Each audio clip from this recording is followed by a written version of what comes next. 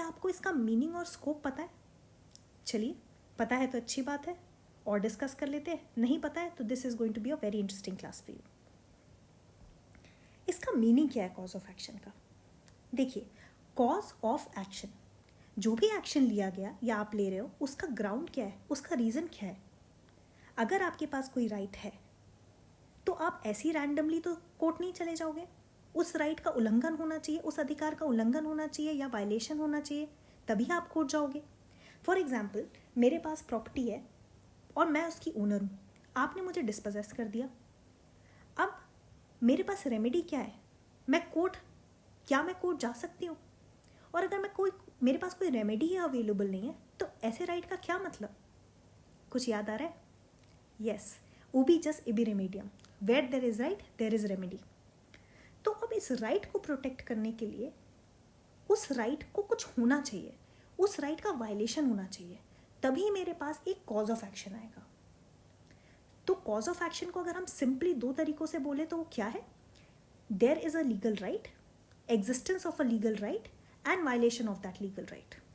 अगर हम contractual liability की बात करें, आपके और मेरे बीच में कॉन्ट्रैक्ट हुआ और आपने उसका ब्रीच कर दिया और मुझे डैमेजेस चाहिए कि मेरा बहुत नुकसान हुआ है, मुझे पैसे दिलवाइए, तो मेरा कॉज ऑफ एक्शन क्या होगा? Existence of a contract between you and me and breach of that particular contract by you.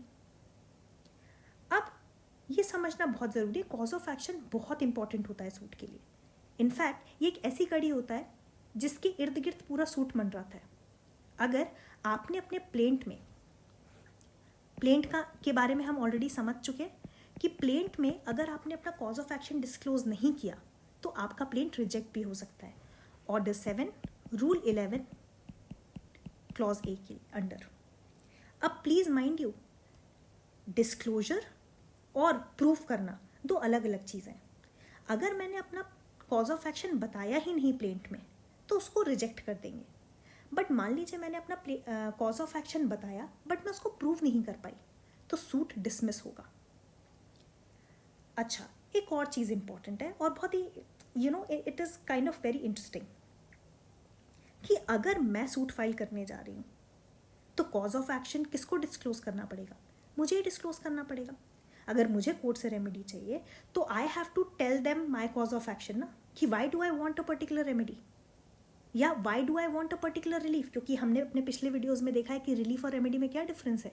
Remedy जो है वो सब्सटैंटिव लॉ का पार्ट है और रिलीफ जो है वो कोर्ट देती है। तो इसीलिए हम जब इसको एक डेफिनेशन में डालते हैं कॉज ऑफ एक्शन को, तो वो डेफिनेशन क्या बन जाती है? Cause of action is a bundle of facts on which relief is claimed, right? अब एक बहुत इंटरेस्टिंग सा केस देखते हैं SRA का, स्पेसिफिक रिलीफ एक्ट का। उसमें जो स्पेसिफिक परफॉर्मेंस ऑफ कॉन्ट्रैक्ट दिया हुआ है। अब स्पेसिफिक परफॉर्मेंस ऑफ कॉन्ट्रैक्ट क्या होता है कि मुझे डैमेजेस नहीं चाहिए, मैं चाहती हूँ कि कॉन्ट्रैक्ट ही परफॉर्म हो। ऑलराइट, तो स्पेसिफिक परफॉर्मेंस ऑफ कॉन्ट्रैक्ट के केस में 3 कॉज ऑफ एक्शन होते थे 2018 के पहले और जनरली। पहला कि अगर मुझे specific performance of contract claim करना है या उस स्पेसिफिक परफॉर्मेंस ऑफ कॉन्ट्रैक्ट करवाना है तो मुझे 3 चीज़ें प्रूव करनी पड़ेंगी। पहला कि existence of a contract, there was a contract between you and me, alright, existence of a contract. दूसरा कि उस कॉन्ट्रैक्ट का आपने ब्रीच किया। और तीसरा सेक्शन 16 क्लॉज C SRA, मतलब कि मैं रेडी और विलिंग थी अपना पार्ट परफॉर्म करने के लिए। हमने कॉन्ट्रैक्ट में पढ़ा है, right, that every party is suppose to perform their part, और जो पार्टी परफॉर्म नहीं करती है वो ब्रीच कमिट करती है। अब 2018 में एक बड़ा इंटरेस्टिंग डेवलपमेंट हुआ।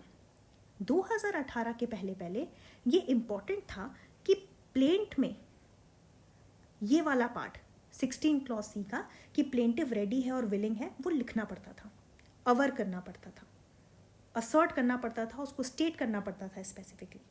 और अगर स्टेट नहीं करते थे तो स्पेसिफिक परफॉर्मेंस ग्रांट नहीं होता था। पर अब 2018 के अमेंडमेंट के बाद सिचुएशन ऐसी है कि the word aver has been omitted, AVER, और बोला है कि अगर आपने अपने प्लेंट में नहीं भी लिखा है ये पार्ट कि प्लेंटिव रेडी और विलिंग था, बट आपने वो लेटर स्टेज में प्रूव कर दिया है, तभी भी आपको स्पेसिफिक परफॉर्मेंस मिल सकता है। तो अब क्या इसका मतलब ये हुआ, और सोचिएगा ज़रा आप ये भी खुद अपने आप, कि ऑर्डर 7 रूल 11 ये बोलता है कि आपको अपना प्लेंट में कॉज ऑफ एक्शन डिस्क्लोज करना पड़ेगा। अगर आपने अपना कॉज ऑफ एक्शन नहीं लिखा तो प्लेंट रिजेक्ट हो जाएगा। दूसरी तरफ 2018 का अमेंडमेंट ये बोलता है कि अगर आपने स्पेसिफिक परफॉर्मेंस का ये तीसरा वाला पार्ट नहीं लिखा तो आपका प्लेंट रिजेक्ट नहीं होगा। तो क्या इसका मतलब ये है कि 16 क्लॉज सी अब कॉज ऑफ एक्शन का पार्ट नहीं रहा? Well, the answer is no, क्योंकि अभी भी इवन इफ उसको प्लेंट में नहीं लिखना है, पर 16 क्लॉज सी का कंप्लायंस मैंडेटरी है।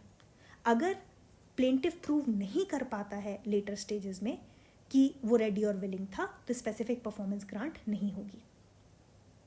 ऑल राइट, अगर हम इसको एक सिंपल एग्जाम्पल से समझें तो इसका मतलब ये है कि अगर मान लीजिए आपके और मेरे बीच में अग्रीमेंट हुआ और मैं आपको 40 लाख देने को तैयार हूं, इसके बदले आप मेरे लिए घर बनाएंगे। अब मैंने आपको 5 लाख दे दिए, क्योंकि आपने बोला कि आप एडवांस दे दो 5 लाख, तो मैंने 5 लाख दे दिए। और हमारा डिसाइड हुआ कि अब जो भी रिमेनिंग अमाउंट है, मतलब 35 लाख जो भी हैं, अब जब सेल डीड एग्जीक्यूट होगी तब देंगे। पर फिर आपने बोला कि चलो थोड़ा टाइम और डिले कर देते हैं, जो हम सेल डीड एग्जीक्यूट करने वाले 1 महीने बाद, वो 2 महीने बाद कर लेंगे, क्योंकि मेरे घर में इमरजेंसी आ गई है। तो एक काम करो, आप 5 लाख और रुपए दे दो। मैंने 5 लाख रुपए और दे दिए। अब टोटल अमाउंट क्या हो गया? 10 लाख हो गया। और मैं बार बार आपसे पूछ रही हूँ कि कब आपको कराना है सेल डीड एग्जीक्यूट। मैं आपसे बार बार आपका नंबर आपसे टाइम मांग रही हूँ, पूछ रही हूँ कि व्हेन इज इट पॉसिबल, और आपने अब डिनाई कर दिया। ठीक है, अब मैं गई स्पेसिफिक परफॉर्मेंस कराने कि साहब मेरा कॉन्ट्रैक्ट था, इसका वायलेशन हुआ और मैं तो रेडी और विलिंग भी थी। ठीक है, अब मान लीजिए मैंने ये रेडी और विलिंगनेस अपने प्लेंट में नहीं लिखा, पर मैंने बस ये लिखा कि आपके और मेरे बीच में कॉन्ट्रैक्ट हुआ और उसका वायलेशन हुआ, और आप ये कंटेंट करते हो कोर्ट में कि साहब इसको स्पेसिफिक परफॉर्मेंस नहीं मिलेगा क्योंकि इसने अपने प्लेंट में रेडीनेस और विलिंगनेस नहीं लिखी। तो कोर्ट बोलेगा कि कोई बात नहीं, अगर प्लेंट में नहीं लिखी, ये प्रूफ तो कर पा रही है, इसका कंडक्ट से ये पता चल रहा है कि ये हर टाइम अपना पैसे देने के लिए तैयार थी। Whenever she was asked to pay she did pay. उसका जो बैंक बैलेंस है जो भी है वो केपेबल है 40 लाख देने के लिए, राइट? तो अगर वो रेडीनेस और विलिंगनेस मैं अपनी अगर प्रूफ कर देती हूँ तो मुझे स्पेसिफिक परफॉर्मेंस ग्रांट हो जाएगा, regardless whether I have stated this particular fact in my plaint or not. So I hope this is clear.